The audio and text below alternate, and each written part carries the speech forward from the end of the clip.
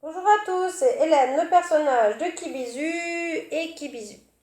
Alors donc moi-même Kibizu, je suis allée ce week-end à l'Opéra National et je suis allée voir Carmen de Georges Bizet. Et pour autant, je connaissais déjà un peu la majorité de l'opéra, même des fois à la limite du par cœur. Et autant voir sur scène, ça fait quand même une grande différence. Et surtout que ça se termine par un féminicide. Et donc, moi-même, traitant des fois dans mes fables de l'émancipation féminine, des choses comme ça, du polyamour aussi, ou de thèmes voilà, de liberté sexuelle ou de choses comme ça, voir Carmen et le voir se terminer par un fémicide, ça fait quand même un grand boom jusqu'au au point que j'ai éclaté en sanglots au moment du féminicide parce que je me suis dit, Carmen quand même, ça date du 19e siècle, Mérimée et Bizet, c'est 19e siècle, c'est le romantisme ou l'après-romantisme ou les trucs comme ça. Ça a 150 ans, enfin ça date d'il y a 150 ans, et on commence à parler des féminicides, de la notion de consentement, de la notion de soumission, etc. Ça date du 21e siècle. Et je me dis, waouh, enfin, regardez, c'est beau Carmen, c'est beau Carmen, mais c'est hyper tragique. Personne avant ça ne s'est posé la question de trucs. Alors c'est quoi? C'était parce que la femme refusait d'être possédée. Certains voulaient y voir qu'elle l'avait bien mérité ou je sais pas quoi.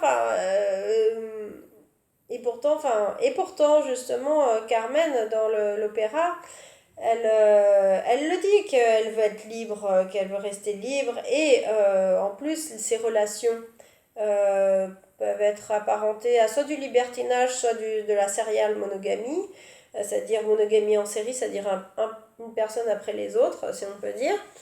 D'ailleurs, à un moment, il y a une chanson où il dit que ses amours durent 6 mois ou je sais pas quoi.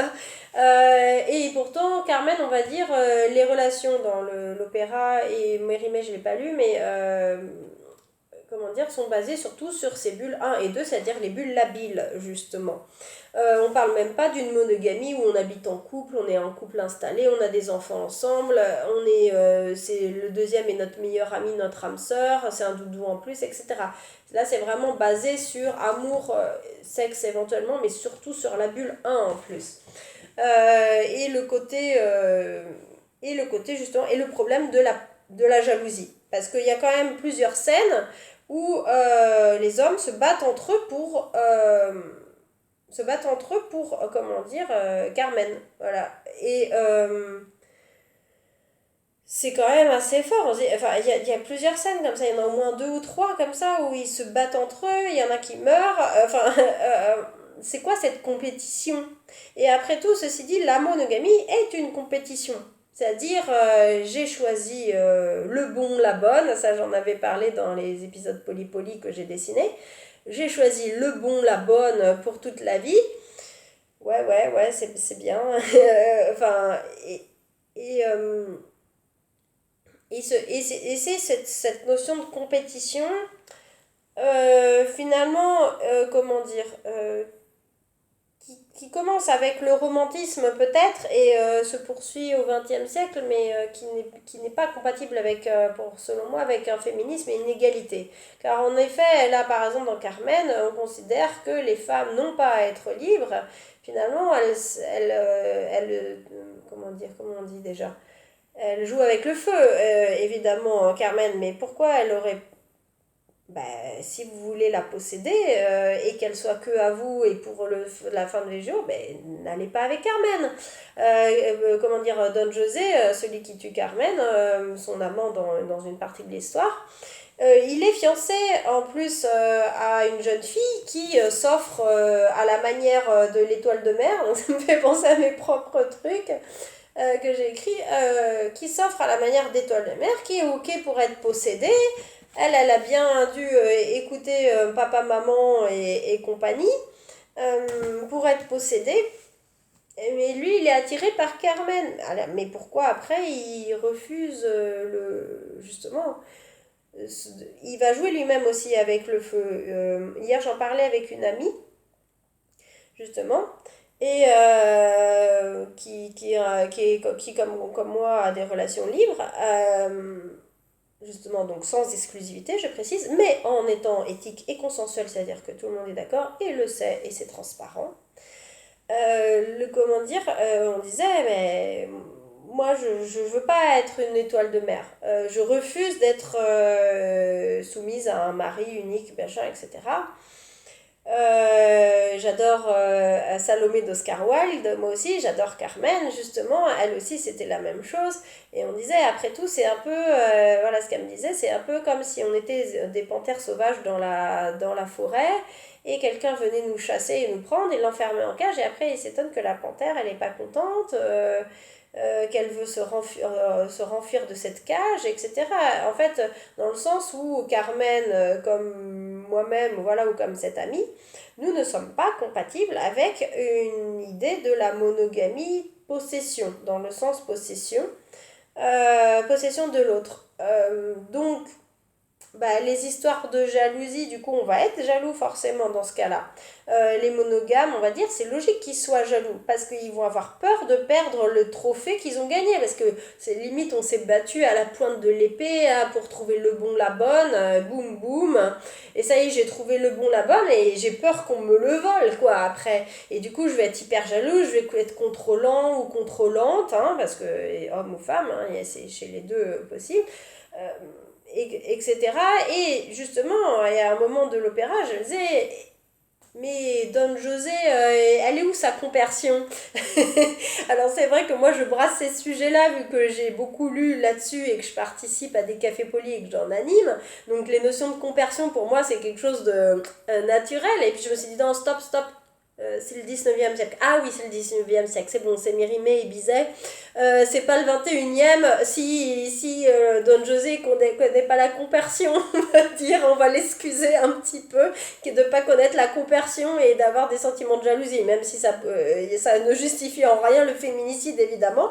Mais la question de la compersion, c'est-à-dire se réjouir du bonheur de l'autre, même si on n'y a pas un lien avec, c'est-à-dire quelqu'un qui va, je sais pas, faire quelque chose, un rêve, ou va vivre une belle histoire avec un partenaire, et même si, comment dire, on n'a rien là-dedans, euh, bah, du coup, comment dire, on est capable de se réjouir pour sa joie. C'est particulier, c'est, on va dire, un petit peu justement pas complètement l'opposé, mais c'est un peu antagoniste avec la jalousie qui est souvent liée à une peur, et une peur de perdre, et souvent, et donc du coup une possessivité exacerbée. Voilà, donc bah, c'était intéressant de voir Carmen en vrai, de voir tout ce que ça remue, parce que bon, je connaissais la majorité de l'opéra, mais le voir voilà, de A à Z comme ça sur scène, c'est particulier. Surtout, voilà, comme je disais, quand on remue et que voilà, ça nous fait faire tilt comperson, tilt polyamour, tilt serial monogame, tilt féminicide, tilt violence conjugale, tilt compétition. Et tous ces bidules-là, oula, Carmen, ça remue quoi. Ça remue un peu. Bah, je vous conseille d'aller le voir, écouter. Et puis, bah, en tout cas, je dis bravo à Mérimée et Bizet.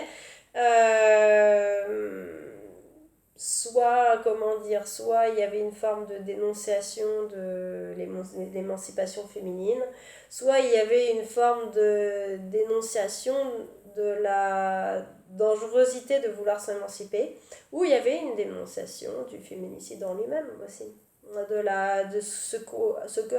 à quoi nous pousse la jalousie et la possessivité, jusqu'à des choses extrêmes qui sont possibles. Et bah, il fallait peut-être bien 150 ans pour que ça y est, on commence à se poser à écrire des bouquins de ce style-là, voilà, comme Manon Garcia, sur, bah non,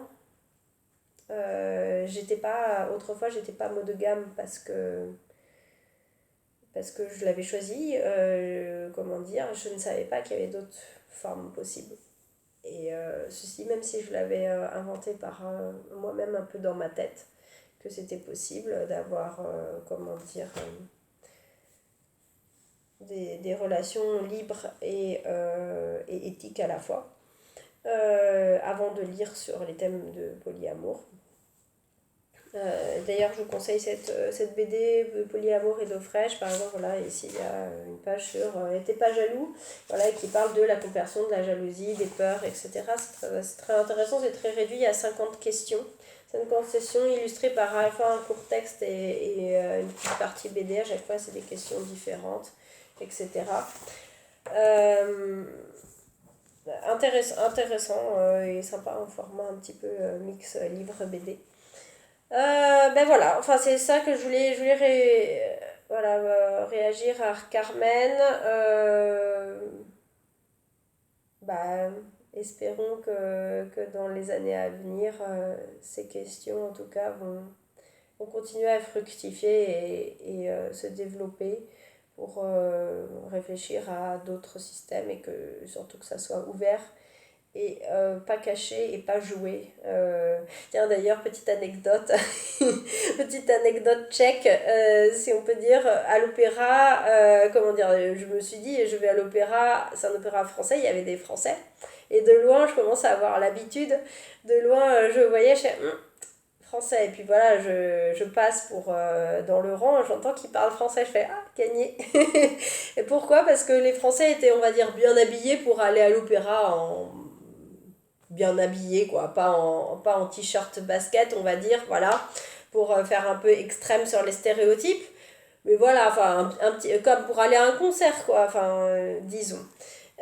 Par contre, les Tchèques, petite robe avec le foulard comme ça, on se fait des selfies avant l'opéra, etc. Et à chaque fois que les entendais parler, je fais ah, tiens, c'est ça, ils parlent bien en tchèque.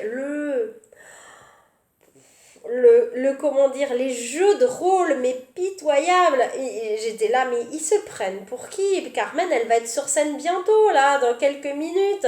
Ils croient que c'est eux, Carmen, ou quoi, à crâner, là, avec leurs trucs et se prendre des selfies et machin, etc. Et je voyais les autres Français un peu plus loin de moi, par-ci, par-là, qui par contre faisaient pas du tout ça. Et il y a une différence culturelle sur ces espèces de jeux de rôle, de surjouer comme ça. J'étais en train de rigoler toute seule parce que c'était vraiment pitoyable, quoi. Ça faisait vraiment penser à Racamier, donc rien à voir, mais Racamier sur ce qu'on appelle perversion narcissique, genre je me prends pour qui, quoi, je me prends pour qui et je joue mon rôle de je vais à l'opéra. Allez, je mets ça sur Facebook après. Voilà. Ceci dit, moi j'ai fait une vidéo, mais bon, c'était pour analyser Carmen et ma vision des choses par rapport à Carmen. Bon, c'est peut-être pas tout à fait la même chose, je sais pas. Allez, à bientôt, au revoir.